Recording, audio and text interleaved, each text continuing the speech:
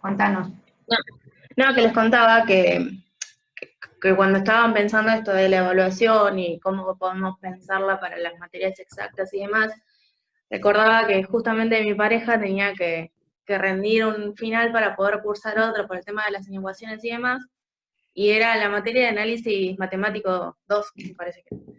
Y la profesora se negaba a tomárselo virtual porque no había manera para tomárselo supuestamente. Pero el problema es que si él no rendía esa materia no podía cursar otra.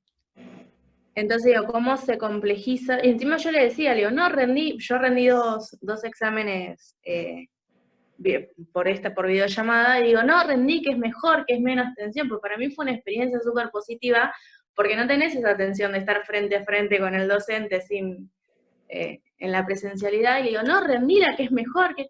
Me dice, no, porque si yo rindo análisis matemático por la virtualidad, me van a preguntar cosas que por ahí tienen que ver con el proceso o el desarrollo y no escribir tipo cuestionarios o cuentas, por así decirlo. Y digo, qué complejo y qué diferente es pensarlo desde las distintas disciplinas, las evaluaciones, y qué difícil, me parece, ¿no? Que les dé temor o que les dé miedo rendirla oral, una materia así, porque nunca en su formación ni siquiera se contempla la posibilidad de rendirla de esa manera. Y bueno, me parece que está bueno que, más allá de que se nos presente la posibilidad de repensar la evaluación por este contexto en particular, de repensar la evaluación en general, ¿no? Digo, aunque sea cuando volvamos a encontrarlos en la presencialidad, de ver cómo en las materias más exactas podemos pensar otra forma de evaluación y que no genere tanto miedo, porque eso me llamaba la atención, esto de que me dé temor que me tomen de una manera u otra. Yo creo que si me toman cuestionario a mí también me daría el mismo temor que a ellos que le tomen algo más de expresarse, ¿no? Claro, por eso yo les decía un poco en chiste y un poco en broma, un poco en broma y un poco en serio, que iba a tirar por ahí un cuestionario. Porque, por un lado, yo no estoy acostumbrada a hacerlo, muy pocas veces he hecho cuestionarios para evaluar y casi siempre han sido para autoevaluaciones. Y, y por otro lado, para tener la experiencia, porque esto que decimos nosotros siempre, ¿no? Si, ¿cómo enseño lo que digo que enseño? Si yo no sé hacer un cuestionario, a mí me están llegando ahora, no sé, de 20 consultas que tengo en el día, 10 son sobre cómo hacer cuestionarios, cómo ponerles tiempo, bueno, cuestiones justamente que tienen que ver con los cuestionarios. Y bueno, yo voy, busco en Mood, asesoro, pero a la vez me tuve que poner a construir cuestionarios, porque si no, ¿cómo hago para dar una sugerencia con respecto a algo que yo no conozco? Y más aún con un preconcepto de que los cuestionarios están asociados a las evaluaciones más tradicionales y más tecnicistas. ¿Me comprenden? Entonces, a ver, ¿cómo se pueden pensar los cuestionarios, que en realidad son una muy buena herramienta para la virtualidad, para que produzcan o favorezcan los desarrollos de aprendizaje? Entonces, bueno, todo un desafío, ¿no? Trabajar con estas herramientas. Justamente, muchas de las cosas que vos decís, Meli, son una preocupación a nivel de la universidad, a tal punto que estamos armando un curso, una capacitación para docentes, solamente de evaluación a través de la distancia, la evaluación en educación a distancia, ¿no? Porque en situaciones normales, o sea, que no son de pandemia, es una opción, se puede tomar en forma presencial o se puede tomar en forma virtual. Llegás a la virtualidad cuando las personas están muy alejadas, cuando es muy costoso que se trasladen, incluso para los concursos o para las defensas de tesis y todo lo demás. Pero bueno, ahora, como lo digo hasta el cansancio, no hay opción, es esto sí o sí. Entonces, como hay tantos pedidos, tanta incertidumbre, ¿no? Estamos trabajando en eso. Obviamente que nosotros, que somos los que nos van a encargar de dar el curso, estamos a full buscando describir herramientas, asesorar, bueno, y a mí me toca toda la parte pedagógica. Y ahí también me estoy dando cuenta la importancia que tiene en educación a distancia todo el proceso tecnológico. Que si bien yo lo considero y lo tengo en cuenta dentro de lo que es educación a distancia, siempre lo tengo en un lugar como más relegado. Para mí siempre lo más importante es lo pedagógico y didáctico. Y en la educación a distancia, lo tecnológico es fundamental, es la base. O sea, siendo tecnológico, vos no podés generar procesos por más constructivistas que sean. Entonces, bueno, es muy interesante ir pensando por ahí los equipos de educación a distancia, cómo se configuran y cómo se atraviesan estas variables. Lo pedagógico didáctico, lo vamos a poner en primer lugar, lo tecnológico, lo técnico y lo administrativo. En ese sentido, esas 4 dimensiones, ¿no?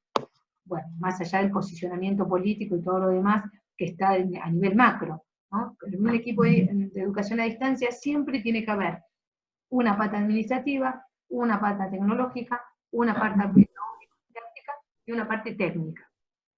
Todas esas cuestiones tienen que estar presentes. Cuando pensamos en la evaluación, más que en la evaluación, en la acreditación, también hay que prestar atención a esta. Bien. ¿Puedo decir algo? Sí, cómo no, dale, Ele.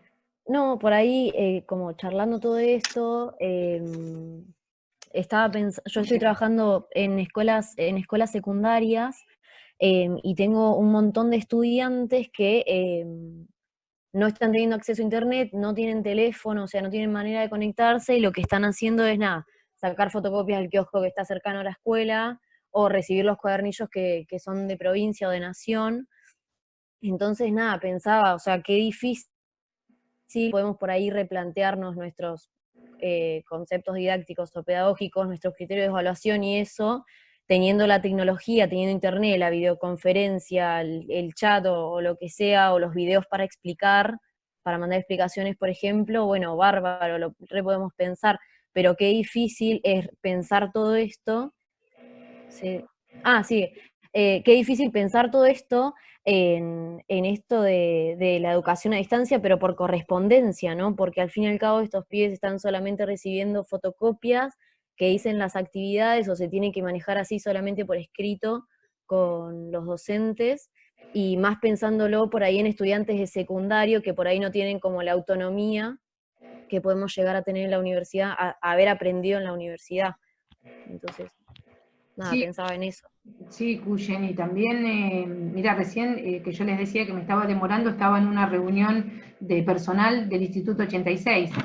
Yo en el Instituto 86 tengo primer año, didáctica general, tengo 2 grupos de unos 60 alumnos cada uno. La mitad no se ha presentado, ya llevamos 2 semanas de clase, porque empezamos el 20. Y la mitad de cada uno de los grupos ni siquiera se ha presentado. Entonces, mi pregunta es, ¿por qué no se presentan? ¿Dejaron la carrera después de lo que les costó entrar a educación física? No creo. No tienen conectividad, ¿dónde quedaron? ¿Y quién va a su rescate? Yo mandándoles un mail, si no tienen conectividad, ¿qué mail van a recibir? ¿No? Entonces, los profesores estamos haciendo esfuerzos tremendos para poder armar las clases, subirlas al aula virtual. El instituto armó toda el aula virtual a través de la plataforma educativa que le da la provincia. Bueno, pero hasta ahí llegamos. Y la gente de la dirección nos pedía que pagáramos la cuota de cooperadora, los profesores también, para ayudar a algunos chicos que piden las fotocopias, esto que vos decías, le están pidiendo las fotocopias y las clases porque no pueden acceder. Y bueno, yo preguntaba, digo, ¿y el Estado qué onda? ¿Hay alguna propuesta? ¿Nos ha tirado alguna soga, no? Por supuesto salió el chiste de una soga para ahorcarnos, porque claro, es desesperante encontrarte con esa cantidad de estudiantes que vos decís, no van a engancharse, porque es muy frustrante empezar un primer año en un profesorado que vos estás esperando hacer tu educación superior y encontrarte muy desfavorecido y encima con esta pandemia, ¿no? Entonces, sí, claro, que esas cuestiones hay que tenerlas en cuenta, ¿no? Nosotros estamos muy bien, porque estamos hablando en un seminario de 5º año, con gente que están todas conectados, con distintas realidades, pero que todos podemos estar conectados, y bueno, eso también nos da cierta responsabilidad con respecto a estas otras temáticas, que no tenemos que dejar de denunciarlas, porque en este momento, más allá de que podamos ayudar un poquito con una cosa u otra, ayudando a algunos estudiantes, llevándoles computadoras o lo que fuera que tenemos, no alcanza, ¿no? Esto que el otro día ponían en el foro, que alguien se acordaba de las clases de Mabel Díaz, creo que era Julia, que ponía que Mabel en una clase había dicho, la escuela sola no puede. Bueno, acá estamos en la misma realidad. Ojo, que hemos podido y mucho en esta realidad, pero no alcanza, no alcanza. Sí.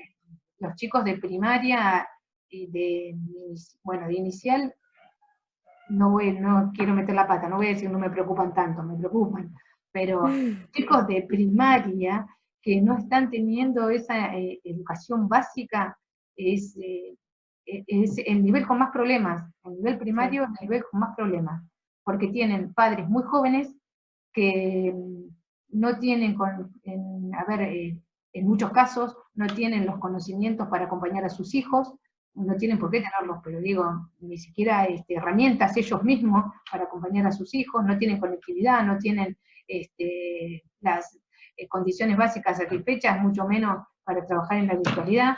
Así que bueno, ese es una gran preocupación para nosotros, obviamente. Gente, Laura, les comento algo.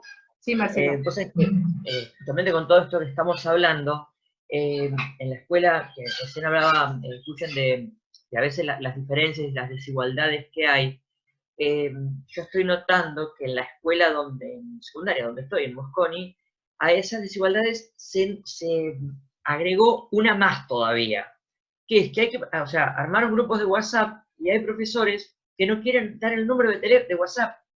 Entonces, me lo mandan a mí, yo se lo tengo que mandar a los chicos me lo mandan a mí y yo se lo mando al profesor. O sea, que tienen cero vinculación con el profesor. Y sí, esa es otra realidad, porque los profesores tienen derecho. Tras que luchamos con el tema de la pandemia y las desigualdades y los problemas de trabajo y de exclusión y demás, luchamos con esta negativa de los profesores que todavía te ponen un freno más a esta situación. Sí, también es una realidad, pero también el docente tiene derecho, viste, ahí entran a jugar algunas cuestiones que yo no me animo a juzgar, porque, bueno, son derechos personales del docente, que vos pensás que en una situación normal, muchos docentes no dan su número de teléfono, ya lo saben desde que me conocen, que todos los medios disponibles para comunicarnos, porque además yo no entiendo a aquel que me dice que las consultas por teléfono los invaden. O sea, contestalas cuando ponete vos el tiempo para contestarlas. Esas cuestiones a mí me parece que son excusas. Es cierto que a vos te llega un mensaje y naturalmente te entra la necesidad de ver el mensaje y de contestarlo. Pero si vos tenés dificultades con ese tipo de comunicación, bueno, ponete horarios, los horarios tuyos de consulta. Nosotros a los profesores nos están pagando, chicos. Nos están pagando, provincia y nación nos está pagando lo mismo que nos pagaban. No nos han bajado el sueldo, no nos han puesto ningún pero con respecto a la presencialidad, o sea, no tenemos que pasar ningún control, al menos en los lugares donde yo trabajo, ni en el Instituto Avanza, ni en el 86, ni en la universidad, ni en el normal, que también es de la universidad. No tenemos que pasar lista de alguna u otra manera, ni dar cuenta de que nos estamos conectando, ni nada por el estilo. Acá entra a jugar también la confianza, es decir, vos te están pagando, cumplí con tu tarea en la medida de lo posible. Si vos no vas a recibir los mensajes de WhatsApp, pero vas a ofrecer otro canal, me parece muy bien. El problema es cuando no ofreces ningún canal, ¿viste? No ofreces ningún canal, ni hay ninguna posibilidad de que te encuentren, ni de que vos des las clases, ni de que... Bueno, ahí me parece que hay un problema. Pero si vos decís, el teléfono no, mándenme la comunicación de otra manera, bueno, qué sé yo, ¿viste? Ahí hay que navegar en aguas turbulentas, ¿no? Y es bastante complejo para los preceptores, lo comprendo. Sí, yo quería contar por ahí otra realidad, ¿no? Tengo amigas que están trabajando en escuelas rurales en nivel primario y, bueno, se están movilizando mucho ellas, ¿no? De llevar hasta las tranqueras, las fotocopias, trasladándose a las instituciones ellas a fotocopiar las actividades porque hay muchos niños que no tienen en su hogar conectividad, ni siquiera algunos tienen señal de teléfono, entonces ni siquiera pueden llegar por WhatsApp, pero bueno, hay mucho esfuerzo, creo, detrás de todo, que todos estamos empujando, creo, para el mismo lado, y bueno, si bien el nivel es complicado, en la zona nuestra creo que hay mucha gente movilizada. Claro, yo me pensaba que por ahí la ruralidad, no sé si vos coincidís, Eleonora, pero está más acostumbrada a este tipo de situaciones en las cuales tenemos que salir, a veces no por tanto tiempo, pero sí a hacer planes de contingencia. De hecho, hasta está en las resoluciones, en la reglamentación, en los proyectos institucionales, de tener planes de continuidad pedagógica. Tal cual. Están más acostumbrados, entonces sí, hay dificultades, pero hay mucha profesionalidad ya trabajada en ese sentido de parte de los docentes y de las comunidades, porque ahí las comunidades también le dan mucha importancia a la educación. Sí, sí, y cómo se han generado así otros canales, ¿no? Esto y organización que los padres que no tienen conexión, el día que van al pueblo a hacer los mandados una vez por semana, van y retiran las tareas. Entonces, bueno, cómo se fueron generando esos mecanismos, ¿no? Para poder cumplir con todos. Claro, yo acá tengo dos vecinos que vienen con sus chicos, uno es un nene de San Germán y la hermana también de San Germán, que están con los abuelos acá, entonces vienen por ahí, me traje la impresora, imprimimos algunas cosas que les mandan, bueno, se van generando distintos mecanismos para llegar, ¿no? Sí, son otras realidades. Igual yo, más que nada, perdón, último aporte. No, Más no, que otra nada, cosa, lo decía en el sentido, no de poner en duda el trabajo de todos los docentes, que no, no, porque se pusieron no, el laburo al hombro, pero a full, es increíble las cosas que están haciendo, pero lo decía más que nada de cómo pensar una continuidad pedagógica que no sea solo que le lleguen las fotocopias al pibe, o que le llegue el cuadernillo, o que le llegue la tarea de alguna manera, y que después entregue las tareas hechas, como que haya otra continuidad pedagógica, ¿no? En ese sentido lo decía, que haya otra continuidad pedagógica, pero sin tener conectividad a internet, como por papel, pensarlo de esa manera, porque siempre vemos como la continuidad la educación por correspondencia, la enseñanza por correspondencia como algo pasado, como una pedagogía más tradicional, más bancaria, pero hoy en día estamos conviviendo con eso, entonces cómo tratar de que sea la educación de la misma calidad al pibe que tiene conectividad y al que tiene que ir a sacar las fotocopias al kiosco o recibir el cuadernillo que viene de provincia. En ese sentido lo decía. Sí, se entendió, Cuyen, por ahí al menos lo que yo interpretaba, era esto de las desigualdades en cuanto a la continuidad pedagógica si no tienen conectividad. Claro, ahí cuando el docente recibe el cuadernillo con las actividades, tiene que hacer una devolución y mandársela también en formato papel. Eso sin duda. No sé si está tan claro en los cuadernillos, yo no he tenido acceso a los cuadernillos que manda el gobierno, no he tenido acceso, no he tenido tiempo, porque acceso tengo si entro a internet y me fijo, puedo entrar, pero no los he visto. Pero me pongo en el lugar de docente y si hay un alumno que me hace llegar un cuadernillo con actividades o actividades de cuadernillo, lo que yo tengo que hacer es la devolución. Pero también ustedes saben que en todos los niveles la devolución no está instalada como parte de la evaluación. Generalmente la evaluación termina con la entrega del alumno y después la devolución es aprobado, desaprobado o una nota.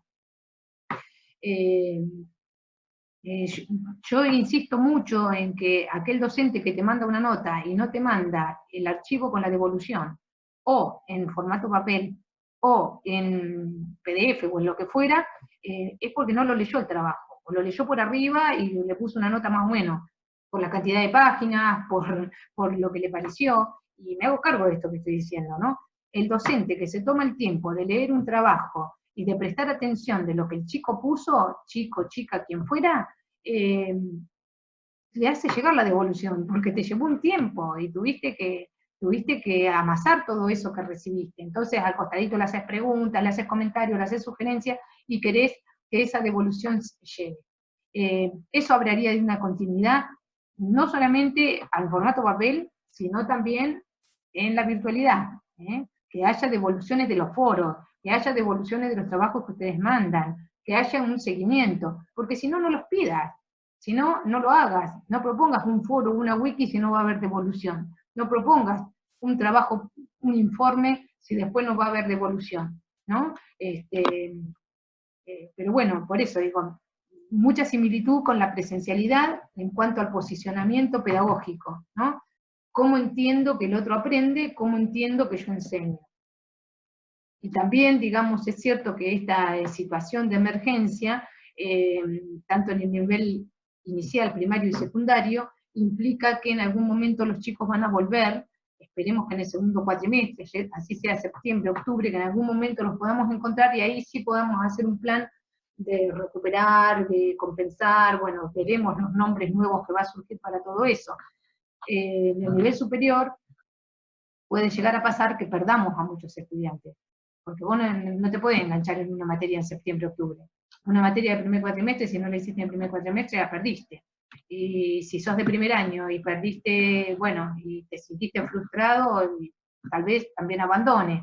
Bueno, ahí hay muchas cuestiones también a tener en cuenta. Bueno, pero estoy hablando mucho yo, los demás con las lecturas, ¿cómo anduvieron?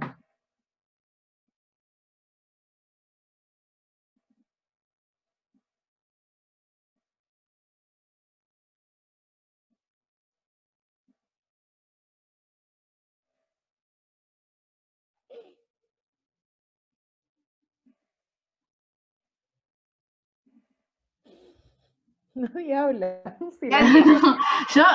Bueno, yo ya dije cómo va más o menos, pero esto que hablabas de las devoluciones, como me hizo acordar un texto de Weinerman que vimos el año pasado en investigación, que decía que incluso en el nivel superior y estudios de posgrados y eso, o sea, lo que exige, digamos, ella es que se hagan devoluciones por escrito, como que quede un documento o algo por escrito en el que esté, qué sé yo, todo, en el que, como vos decías, le vas haciendo preguntas, y cómo se puede ampliar esto, qué sé yo. Me hizo acordar eso, o sea, lo miraba él y me acordaba de eso cuando estudiábamos juntos. Bueno, eso. Sí, evoluciones, yo veía ahora, mi hermano me decía, tiene 2 chicos en escuela primaria. Y claro, Lucía va re bien, perfecto, está haciendo todas las tareas, todo. Ninguno de los dos son muy estudiosos, porque a veces hay algunos que son muy disciplinados. Este no es el caso. En cambio, Aitor no quiere saber nada con las tareas, pasa toda la semana y bueno, lo tienen que prácticamente castigar para que haga las tareas. Entonces teníamos toda una conversación con mi hermano, me decía, ¿sabes cuál es la diferencia? Que la maestra de Lucía no solamente que le manda las tareas, sino también que les manda un audio 2 veces por semana, haciéndole comentarios, preguntándole cómo están pasando la cuarentena, cómo van con las tareas, les hace la devolución de las tareas a través de audio. Y yo decía, mirá, qué bueno, ¿no? Dice, y a Aitor le llegan las tareas y nunca le llega ninguna devolución. Le llegan las tareas, él tiene que mandarlas y después no pasa nada, ni siquiera la señorita le pregunta cómo está. Yo digo, mirá, ¿no? ¿Cuál es la diferencia que ven los padres de cómo trabajan los docentes? En relación a lo que decís el otro día en la charla de Inés Dussel, de la escuela en pantuflas, no me acuerdo cómo se llamaba, ella hacía referencia a eso, que decía que obviamente que son importantes los contenidos, pero como que en este momento hay que darle mucha más importancia a la parte emocional y preguntarle a los chicos cómo están atravesando este momento. Obviamente que es importante los contenidos, pero tenemos que cambiar el foco como central de esta situación y darle mucha más importancia a este ida y vuelta con los alumnos. Claro, en la medida que se pueda, poder vincularnos un poco más, digamos, ¿no? Aprovechar los espacios que tengamos para vincularnos. Sí, yo también le agregaría el estado de ánimo de los docentes, porque yo les digo que, bueno, algunas de ustedes ya trabajan en docencia y es muy complicado, está siendo muy complicado porque digamos, las demandas de parte demanda. A ver, no sé si la familia demanda tanto, depende en qué institución estés trabajando, pero las demandas personales que nosotros nos ponemos en cuanto a tener que dar las clases, cumplir con un cronograma, dar los contenidos, ¿no? Más allá de que sabemos que en este momento no son prioridad, pero bueno, en el caso nuestro no son prioridad, pero el cuatrimestre termina a fines de julio, y nosotros tenemos que acreditar la materia a fines de julio. Así que de alguna u otra manera entran a jugar esas cuestiones también.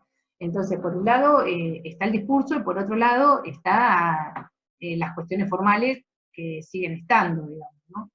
Bueno, ahí hay que buscar un equilibrio, yo no digo que no se pueda hacer y que no lo podamos manejar, pero bueno, el docente tiene sobre su carga estas cuestiones, ¿no? Cómo genera una acreditación de una cursada o de un ciclo lectivo de un niño donde más de la mitad del año se transcurre a través de la virtualidad, ¿no? O no, o a través de un cuadernillo, como decía Cuya. Bien. Lo que pasa es que por ahí, perdón, Laura, Sí, yo creo que por ahí, o sea, ni los profesores, ni los alumnos, ni ninguno, ni fuimos preparados, ni estábamos preparados para esta situación tan sorpresiva que tuvimos. No, Medio nadie, sin duda. un día empezamos a laburarlo más bien y de secundaria superior tuvimos 2 días clase y al martes se decretó la pandemia. O sea, medio como que agarró a todo el mundo totalmente descolocado. Sí, ni hablar, nosotros ni siquiera habíamos arrancado.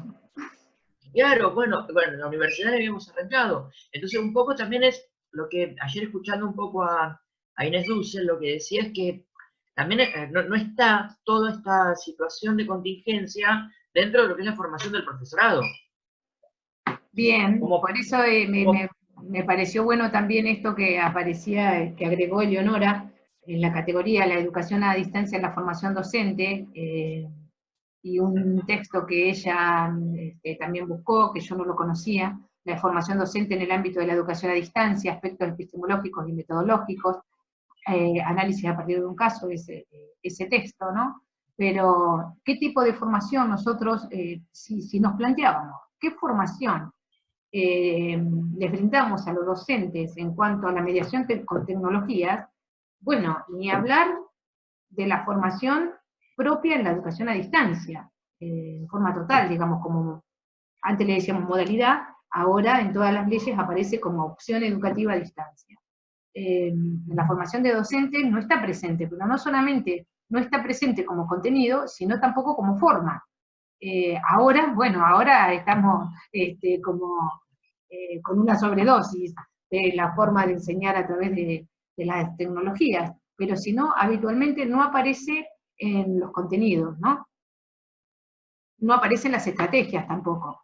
Es una de las cuestiones que venimos investigando en la Escuela Normal Superior, donde ahí también me acompañan Mariela Sanferro y también está Eleonora investigando, y nosotros vemos que hay docentes que ni siquiera los ponen en las planificaciones y no lo enseñan, y hay algunos que enseñan y no lo ponen en las planificaciones, y que en algunos casos enseñan pero no lo usan para evaluar, o hay algunas propuestas pero se quedan a mitad de camino. Bueno, cuestiones interesantes que están saliendo en el análisis de cómo se incorpora la formación docente de nivel inicial, de nivel primario, y en mi caso la tesis de doctorado, estoy viendo qué pasa en el nivel superior, con la inclusión de tecnologías como contenido y como forma, ¿no? No están incorporadas, ni aún en las materias didácticas, miren lo que les digo, ni aún en las didácticas. Piensen en las didácticas que han hecho ustedes. Didáctica 1, didáctica 2. Hay algo de contenido, sí, hay algo de contenido, pero algo, no es que están presentes en la construcción metodológica, ¿no? Aparecen ahí, si es que aparecen. Sí, también, o sea, siempre hablando de nivel secundario, que es lo que conozco. La única materia que tienen todas las modalidades es en 4º año, NTICS, un solo año. Cualquier modalidad que sea, únicamente en el plan de estudio está en 4º año. Y con 2 horas semanales tampoco te habilita para mucho manejo. No, en realidad es un contenido transversal, ahí hay otra cuestión. Es un contenido transversal a todas las disciplinas, a todas las materias, en el nivel inicial, primario y secundario, por currículum. Pero esa transversalidad termina no enseñando nada. Claro, es que esa es como la ESI. Son 2 cosas que nunca se practican, nunca se ponen en práctica. O se ponen en práctica muy poco. Claro, se ponen poco, o se ponen pero no se dicen, o no están incluidas dentro de lo que es la planificación, no están sistematizadas, porque por ahí hay más propuestas de las que creemos, pero no están, no se visibilizan, ¿no? Bueno, es un tema interesante ahí, en los contenidos que ustedes proponían para trabajar en educación a distancia, hay algunas cuestiones que tienen que ver con los contenidos en la formación, que lo vamos a incluir en la unidad 2. En la unidad 2 vamos a incluir algo que tenga que ver bien con los contenidos, con las TIC, o las tecnologías digitales, como las llaman ahora, como contenido transversal en el diseño curricular. Bueno, y ahí entonces Eleonora había estado agregando esta categoría, que me parece muy interesante, que por ahí podemos llegar a encontrar algo más, o sea, la wiki la vamos a dejar abierta. Yo le voy a dar un corte el martes que viene, si les parece bien, le voy a dar un corte a la wiki para ver cómo quedó. La vamos a dejar unos días cerrada, o sea, se va a poder leer, pero no se va a poder editar, y en algún momento, más adelante, cuando hagamos otras lecturas y creamos que hay algo importante para agregar, la vamos a volver a abrir para completar. La idea es que esta herramienta nos sirva para ir haciendo cortes, pero a la vez que nos quede como un producto final al terminar la cursada, ¿no? Si ustedes ven en la primera clase, en donde en el programa, yo les proponía que me gustaría generar un documento entre todos nosotros, en el cual podamos escribir algo acerca de la educación a distancia en la Universidad Nacional del Sur, en estos momentos, y para ello necesitamos tener una mirada epistemológica de la educación a distancia, después meternos en lo que es la educación a distancia en las universidades, en el nivel superior, y luego en la Universidad Nacional del Sur, ¿no? Digo luego, lo que no significa que sea antes o después una cosa u otra. Así que también, con el corte que yo haga de esta wiki, voy a empezar a bosquejar un documento colaborativo que al final del cuatrimestre va a quedar como una producción de toda esta cursada.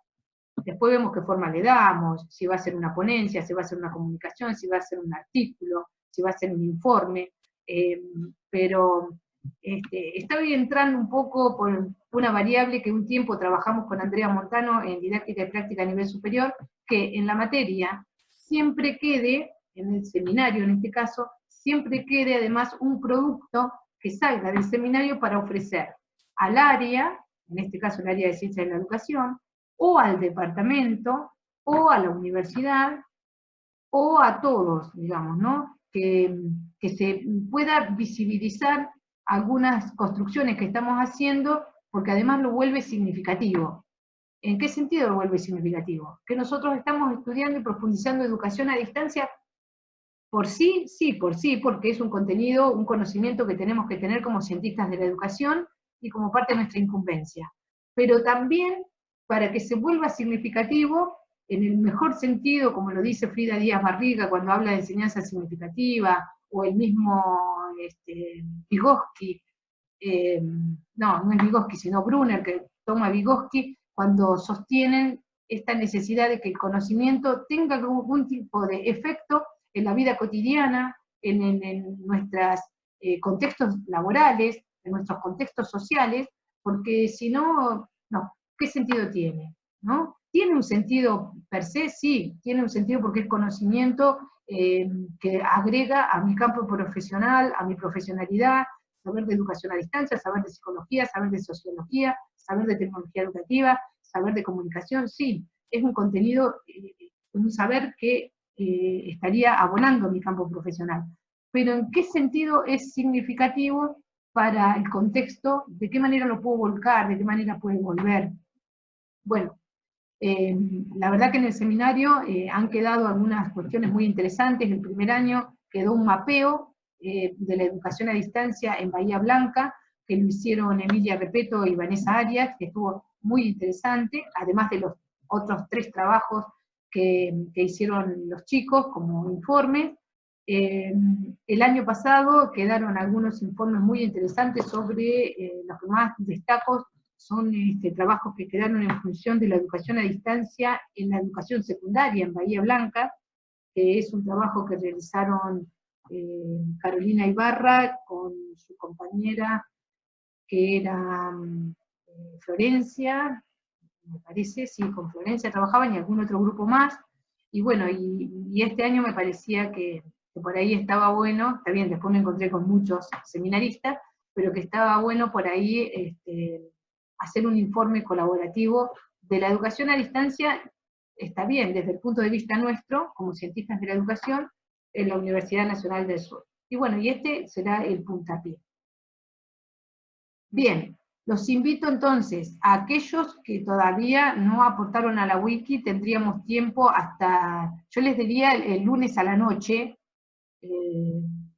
martes a media mañana, por ahí, voy a estar cerrando la wiki para poder trabajarla un poco yo para el miércoles, para tenerla el miércoles sintetizada, para ver cómo, ya con los resultados finales, para no encontrarme el miércoles con cosas nuevas.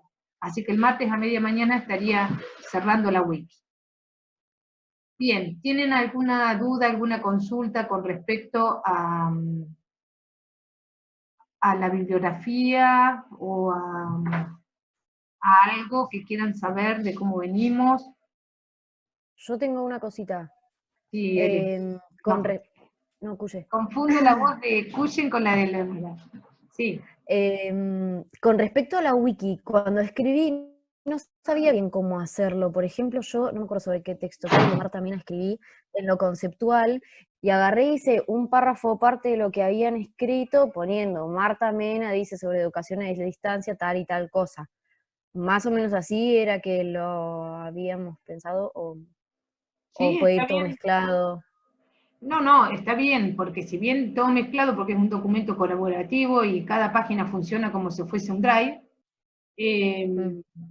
pero no lo es, digamos, la decisión de cómo iban a estructurarlo, ¿no? Vieron que yo les decía ahí en evolución histórica fueron poniendo por décadas, ¿no? Y entonces fácilmente si alguien quiere agregar, va agregando por ahí, pero son decisiones que van tomando ustedes en función de cómo va haciendo la escritura.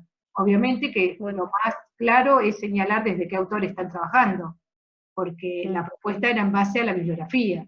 Entonces está bueno, acá nosotros no pedíamos mayormente interpretación de ustedes, sino que fuéramos completando las páginas y las categorías con lo que sacábamos de los autores. Claro. Así que está bien, perfecto. Sí, mayormente con esta herramienta que viene a ser nueva para ustedes, porque me dijeron que no habían hecho wikis, y menos agregando páginas, está bien que acá no nos animemos a modificar mucho lo que encontramos, ¿no? Nos va a quedar medio como un pegote, en principio, como un pegote de autores, por eso digo, yo quiero hacer un corte para reorganizarla, ¿no? Y una vez que la reorganice, después veremos, a medida que vayamos haciendo otro abordaje, qué cosas podemos agregar. Acá siempre, digamos, la edición final es como si estuviésemos escribiendo capítulos de un libro. Siempre hay alguien que hace una revisión final, que edita, que toma decisiones, que ve si la bibliografía la manda al final o la deja para que tenga cierta coherencia. No es lo mismo trabajar en una sola página que trabajar en 8 o 9 páginas como estamos trabajando nosotros.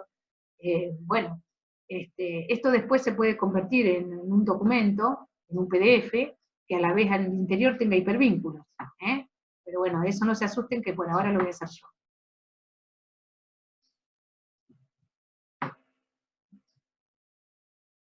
Bueno, bien, ya nos queda otra vez un minuto, así que no sé si quieren alguna otra consulta.